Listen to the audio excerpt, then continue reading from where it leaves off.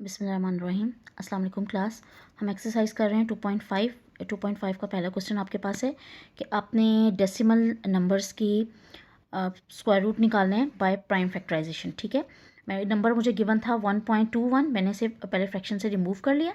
ठीक है, इन्हें पॉइंट हटा के आपने 1 लगाया और जितने डिजिट होंगे पॉइंट के बाद उतने आप 0 लगाएंगे। अब ये आपके पास हो गया 121/100।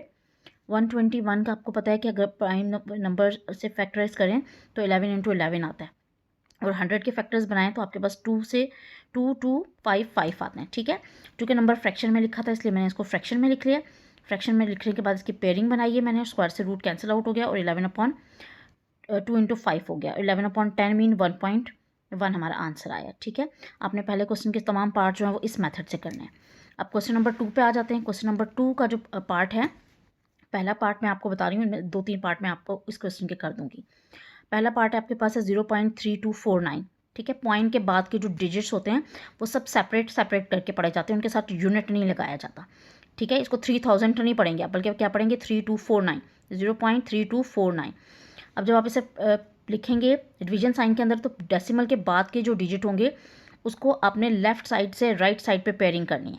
ठीक है, लेफ्ट साइड से राइट साइड पे, और डेसिमल से पहले जो नंबर होंगे वो राइट साइड से लेफ्ट साइड पर पेयरिंग होंगे।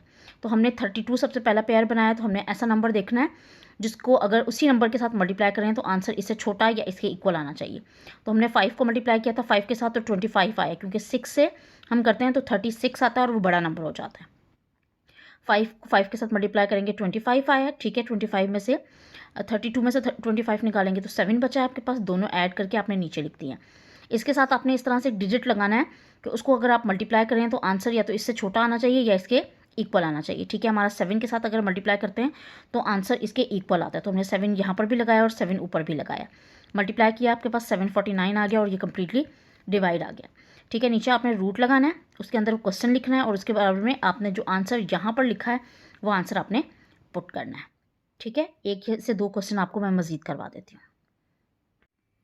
ओके, अब हम कर रहे हैं क्वेश्चन नंबर 2 का पार्ट नंबर 8, दैट इज़ 0.00868624। ठीक है, लॉन्ग डिवीजन मेथड से हम इसे कर रहे हैं। लॉन्ग डिवीजन मेथड में आप पहले इसे डिवीजन मेथड में लिखेंगे।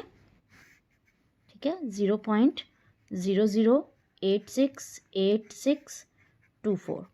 ठीक है, उसके बाद आपने क्या करना है, लेफ्ट साइड से राइट साइड पे आपने पेयरिंग कर लेनी है। पेयर बन गया हमारे पास। ठीक है, अब देखें पहला पेयर 0 है, एक तो आप 0 पॉइंट की जगह पर 0 पॉइंट ऊपर लगा देंगे। अब इस पूरे पेयर की जगह पे आपने एक 0 ऊपर मजीद लगा देना है। ठीक है, अब हम आएंगे इस पेयर की तरफ। इस पेयर में हम देखेंगे क्या है 86।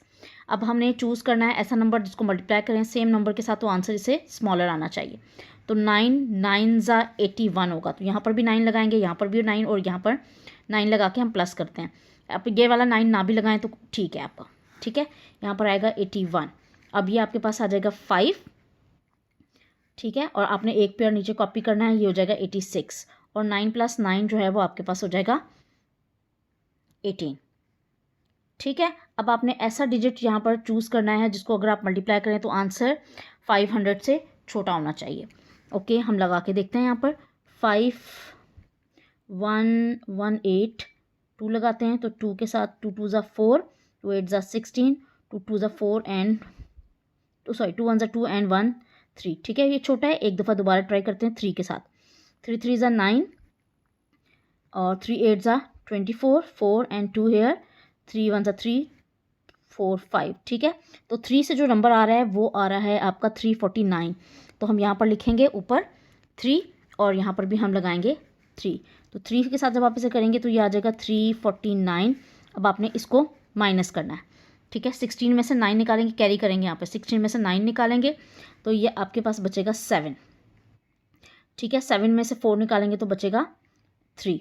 ऊपर से आपने एक पेयर और कॉपी करना है एंड दैट इज़ 2 4।